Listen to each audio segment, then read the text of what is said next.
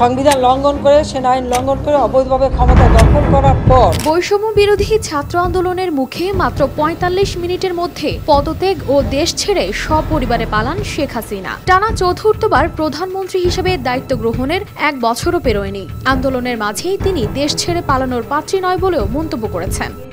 শেখ হাসিনা বা আওয়ামী লীগ কোনোদিন পালায় না।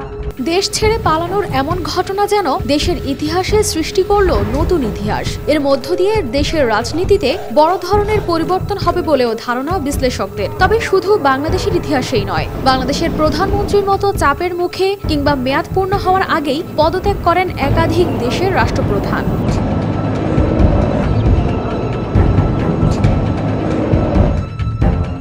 এদের মধ্যে একজন ভিয়েতনামের প্রেসিডেন্ট ভো ভ্যান থুং। তিনি মেয়াদ পূরণের আগেই চলতি বছরের মার্চ মাসে পদত্যাগ করতে বাধ্য হন। তার পদত্যাগের পেছনে প্রধান কারণ ছিল দেশব্যাপী চলমান দুর্নীতি বিরোধী অভিযান, যা বহু উচ্চ পর্যায়ের রাজনীতিবিদকে প্রভাবিত করেছে। ব্যাপক দুর্নীতির ফলে তার প্রতি জনমনে পড়ে ব্যাপক নেতিবাচক প্রভাব। দলের পাশাপাশি দেশ ও তার নিজেরও সুনাম ক্ষুণ্ণ হয় বলে জানা যায়। এমন অবস্থায় চাপের মুখে পদত্যাগ করেন থুং।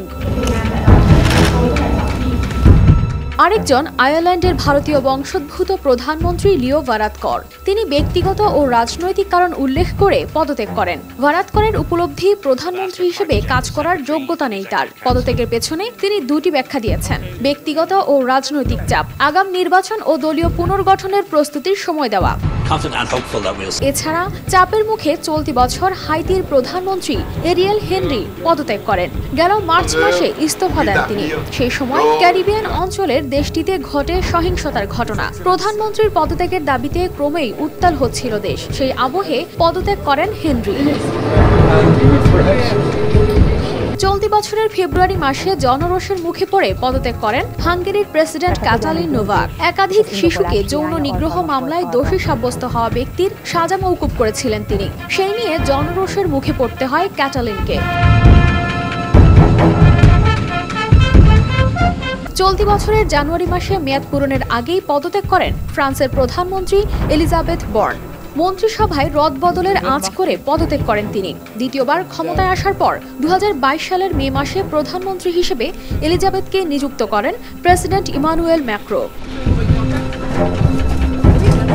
এছাড়া ২০২২ সালে শ্রীলঙ্কায় অর্থনৈতিক সংকট ও গণপ্রতিবাদের মুখে প্রধানমন্ত্রী হিসেবে পদত্যাগ ও দেশত্যাগ করেন মাহিন্দা রাজাপাকসে।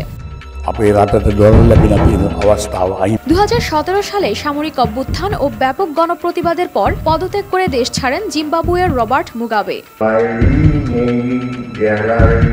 কানিস ফাতেমা শিমু, RTV।